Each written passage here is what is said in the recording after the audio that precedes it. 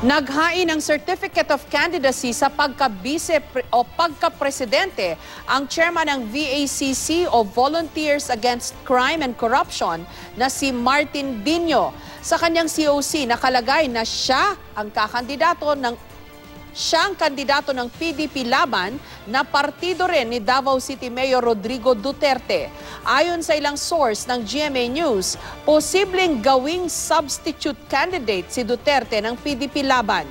Hindi dumating sa COMELEC si Duterte at bago nagsara ang period of filing alas 5 kaninang hapon, naglabas pa ng pahayag ang alkalde na noon pa man ay hindi na raw siya interesado sa pagiging Pangulo at hindi daw yon magbabago. Sa panuntunan ng COMELEC, pwede ang substitution sa magkapartido.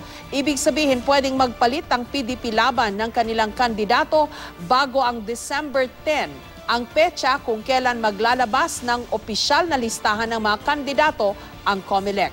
Itinanggi naman ni Dino na substitute siya para kay Duterte.